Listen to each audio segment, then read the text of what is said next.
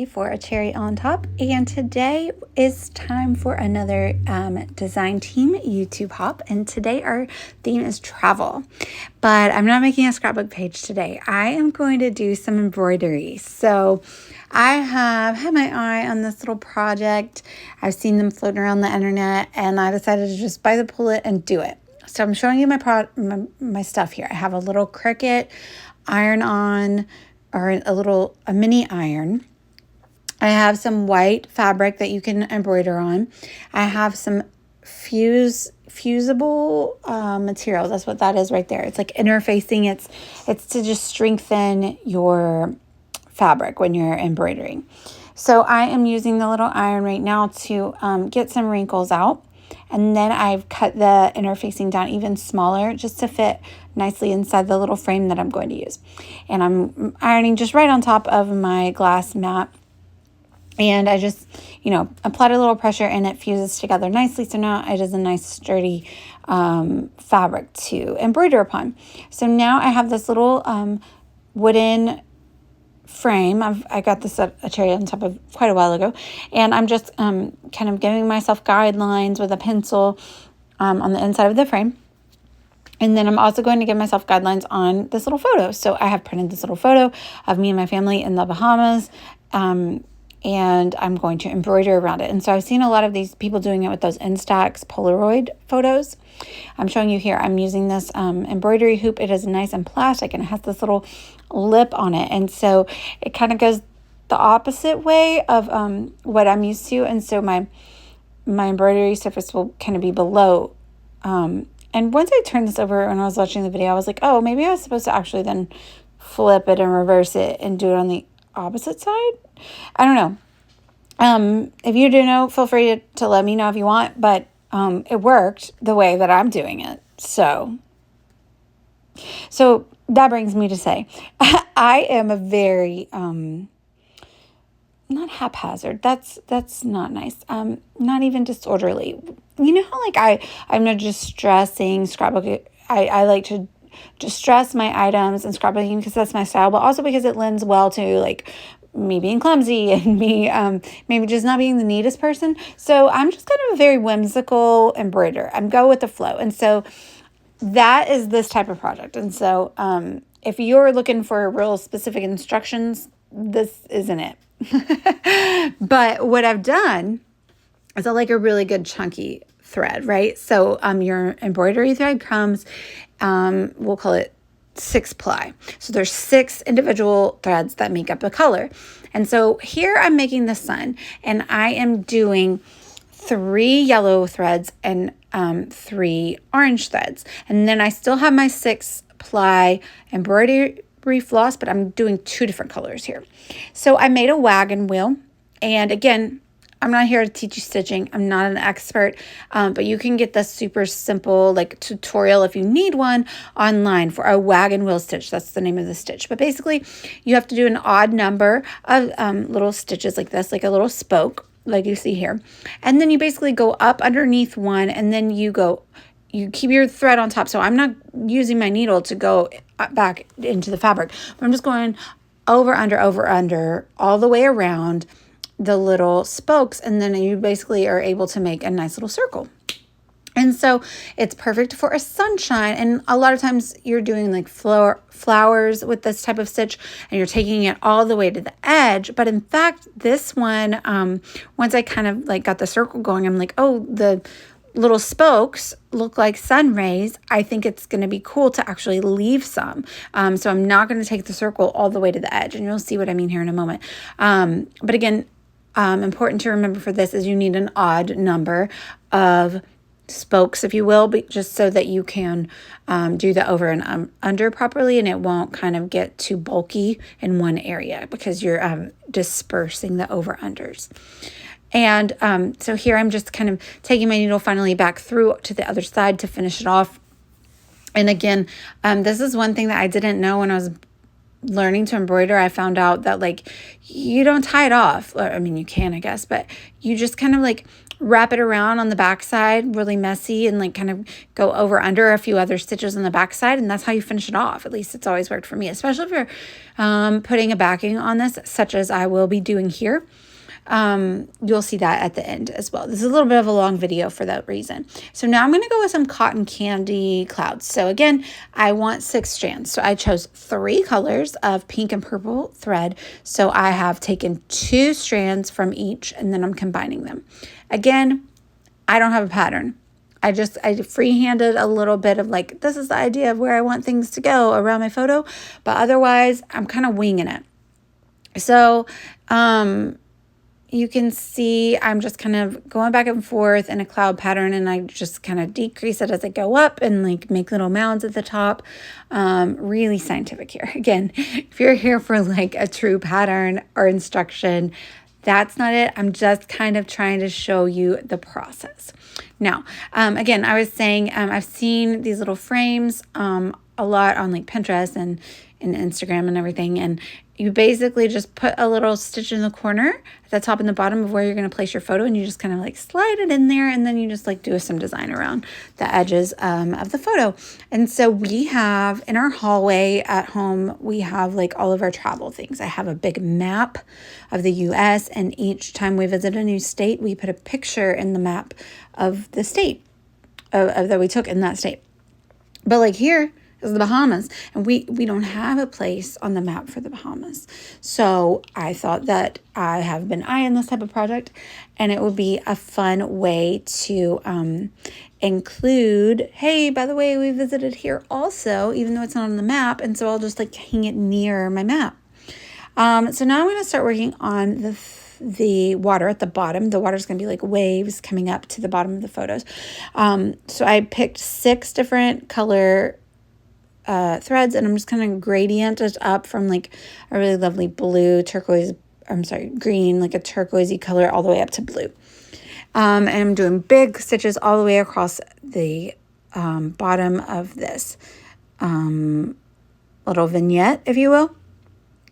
And just kind of maybe stitching one on top of the other when I change colors, just to let it blend really nicely.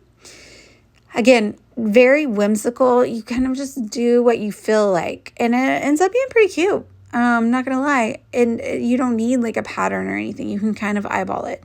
And I'm not a pattern girly, right? Like I'm not gonna probably follow their rules anyway if I do have a pattern. So, this whole project, I would say maybe took me from start to finish, including like setting it up, the framing, doing my beading, because I'm going to put some charms on it, took probably about 2 hours. It was a rainy Sunday. We were going to go on the boat, and we didn't. And I was so glad that I was able to get this project done. So I am taking the water up the edge of the photo. It was supposed to look like a little bit of a wave. I don't know.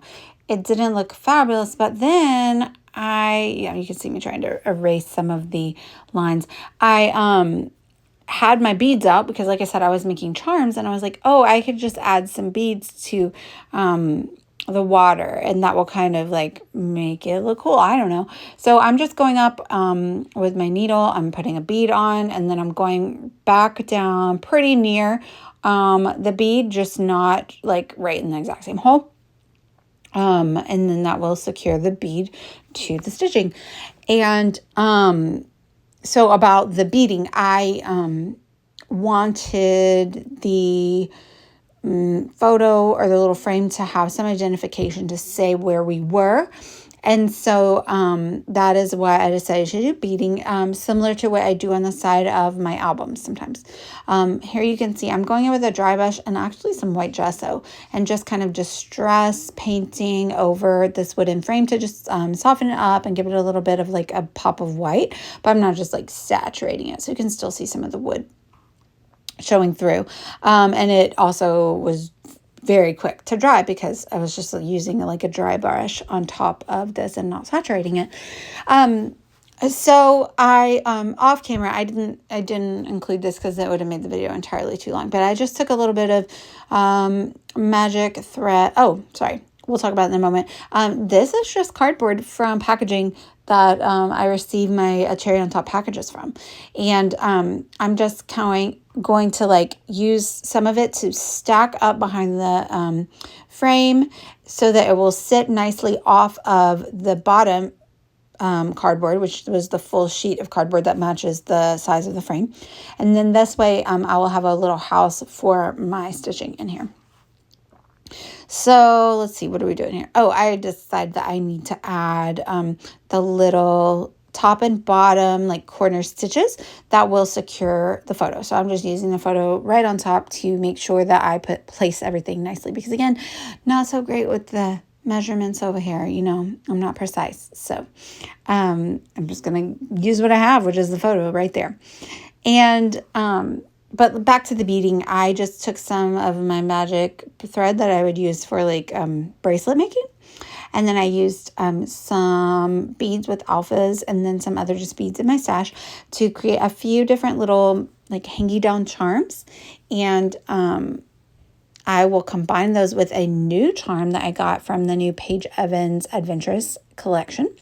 And then use those to hang off of the top of this frame. So they'll easily identify just like kind of where we were in the photo, which was the Bahamas. You can see I'm using my Tombow eraser there to get all the pencil lines off. And I removed it from that plastic hoop. I'll go back in with my Cricut iron here and just get rid of the hoop lines. And then I'm going to mount it onto just a piece of cardboard, like I said, from the packaging that comes in my cherry on top packages.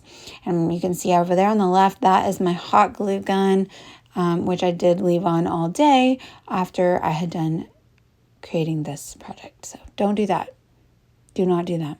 It's dangerous. I thought it would turn itself off, to be honest with you. It did not. So I'm just trimming down the fabric so that I don't have so much to work with and it wouldn't make anything bulky behind my frame.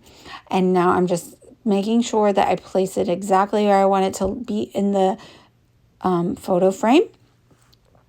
And so mind you, remember I still have those cardboard pieces already onto the wooden frame. And now I'm putting the cardboard behind the stitching, and that will just secure all the stitching to some hard surface. So it's ready to be mounted. And now I'm just going to hot glue all the way around the frame and attach it to my fabric. And just be really careful. Don't put too much. You don't want it to ooze out. There is one little instance where you can see it ooze out. And I just got one of my little tools in there and just kind of wiped it away really quick before it had time to dry. I will take this chance to let you know this is a design team hop. And so down below, there's a bunch of links where you can hop around to everybody's projects. We're all creating stuff based on travel today. And it's so inspirational. So I hope you really will enjoy it. Just hop around, leave a comment on every video, and you'll be entered for a chance to win store credit to a cherry on top. So now you can see I'm using binder clips. I just clipped them to the top of my frame. And this is twofold. So I will be able to use it to hold on to all of these cute little charms. So at the top of each of the threads, I just put a jump ring. And so I'm going to use my little pliers and attach the jump ring to the binder clip. And then I'm also going to use those binder clips to attach the frame to the wall. So I will just put 2 nails in the wall and then hang them nicely on the little binder clips. So that is why I chose to mount it with that. And I decided to add this little piece of pom-pom trim for some interest, and it will also keep the frame and the charms from clacking up against my wall. So here are the close-up shots. You can also see them in the gallery. Please let me know if you have any questions down below. I know that it was not a very precise tutorial, but I just want to let you know that you can do this too. It's super easy, super informal. And then at the very end of these still shots, you can just see how I actually hung this on the wall. Thank you guys so much for watching, and make sure you hop along with the design team today and enter for a chance to win store credit. Thanks for watching, y'all. Bye.